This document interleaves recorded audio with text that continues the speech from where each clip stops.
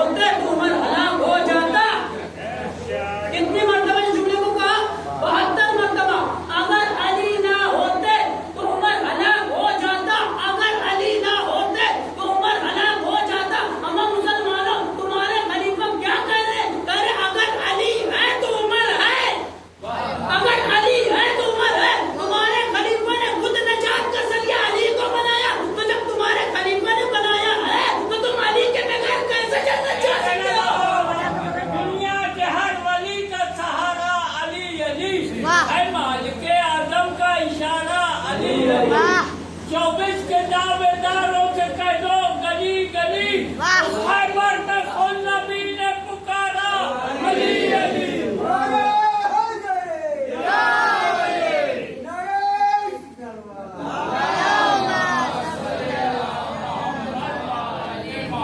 याद रखिएगा ये नबियों के लिए भी है। जनाब आदम की तौबा जब बगैर वसीले के अल्लाह कबूल नहीं किया तो हमारी क्या औकात कि हम डायरेक्ट अल्लाह से मिले। अल्लाह तो हमारा ही नहीं करेगा हमसे मिले। किस लिए हम डायरेक्ट अल्लाह तक नहीं पहुंच सकते? इसलिए तो पाक पाकीज़ा ज़ात है, हम नजीस है। हमारी इब्तिदा भी नजासत से, इंतहा भी नजासत है। तो हमारी क्या औकात, हमारी क्या मजाल कि डायरेक्ट अल्लाह से मिले। अल्लाह ने कहा वसीला तलाश करो। अब नहीं वसीले के जरिए हम तक पहुंचो। आइंदा है उलमा जो अभी शहीद हो गए खामनेई साहब, उनकी किताब वसीला, उन्होंने बहुत बेहतरीन चीज लिखी है। उन्होंने वसीले के तौर पर सबसे पहले लेसन में यही लिखा है कि आपने कभी दरख्त देखा है? तो समझाने के लिए दिया है दरख्त की तरफ गौर करो। दरख्त होता क्या है? दरख्त का दार मदार जड़ है। अगर जड़ मजबूत है तो दरख्त मजबूत है। जड़ अगर मजबूत है नीचे से तो दरख्त हरा भरा रहेगा। जड़ अगर मजबूत है तो शाखें फैली रहेगी। जड़ अगर मजबूत है तो पत्तियां हरी भरी रहेगी। तो उन्होंने कहा दरख्त की तरफ गौर करो। दरख्त की तरफ गौर। आपने कभी गौर किया है? ये दरख्त की पत्तियां भी आपस में बातें करती हैं।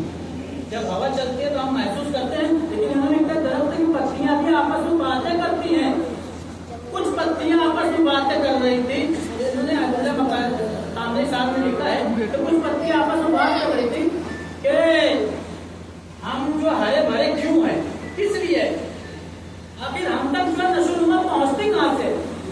दूसरी डाली पत्तियां कहने लगी कि जो हमारे दरख्त के नीचे जो जड़ है वहां से पहुंचती है। तो कुछ पत्तियों ने कहा कि डायरेक्ट क्यों ना हम जड़ के पास जाए, क्यों हम शाम का जो है जरिया बनाए, क्यों हम शाम को वसीला बनाए, डायरेक्ट हम जड़ के पास पहुंच जाते हैं। कुछ पत्तियां जो है वहां से टूटी और नीचे गिरी। यानी जैसे ही वसीले को छोड़ा, अभी तक पत्तियों का वसीला क्या था? शाम थी, डालें थी। जैसे ही पत्तियों ने शाम का दामन को छोड़ा, अब हवाएं चली, कभी पत्तियों को इधर ले जा रही है, कभी उधर ले जा रही है। और आखिर में नतीजा क्या हुआ कि पत्तियों ने जब शाम का दामन को छोड़ा तो इन्होंने सोचा कि हमने बहुत बड़ी भूल कर दी वसीले नजात को छोड़कर। और आखिर में अंजाम क्या हुआ कि पत्तियां सूखने लगी और जब सूख गई तो लोग उसे उठाए और आग में डालकर जला दिया। तो कामनेई साहब ने एक जुमला लिख दिया कि देखो पत्तियों का वसीला नजात शाम थी, इन्होंने जैसे ही वसीले का दामन छोड़ा नतीजा हुआ कि आग में जला दिए गए। हम शियों के वसीले नजात अहले बैत है, जैसे ही अहले बैत के दामन कोई छोड़ेगा जहन्नम की आग में जला दिया जाएगा। सलवात पढ़े मोहम्मद अली मोहम्मद।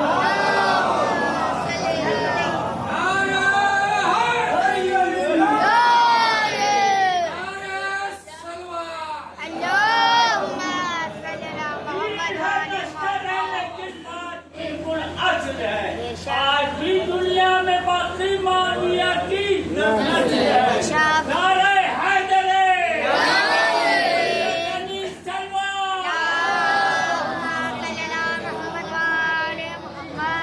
जब अल्लाह खुद कह रहा है, इतने बड़े बड़े हाफिज कुरान हैं, इतने बड़े बड़े उलमा हैं, कुरान तो उन्होंने अपने दिलों में हिफाजत से हिफ्ज़ कर लिया है, लेकिन आयत का अगर मतलब नहीं समझ रहे हैं तो तुम्हारा हिफ्ज़ करने का कोई फायदा है ही नहीं। जब अल्लाह खुद कह रहा है कि मुझ तक पहुंचने के लिए वसीला तलाश करो, तो फिर तुम कौन से उलमा, कैसे उलमा को तुम फतवा दे रहे हो? डायरेक्ट अल्लाह से मांगो, डायरेक्ट अल्लाह से मांगो, रसूल से ना मांगो, अली से ना मांगो, इनको वसीला ना बनाओ। ये क्यों भाई? क्यों रसूल से ना मांगे? क्या वजह है कि हम रसूल से ना मांगे? सारे अंबिया भी तो रसूल से मांगे हैं, सारे मलाइका तो रसूल से मांगते हैं। अल्लाह ने रसूल को वसीला बनाए, कहा नहीं।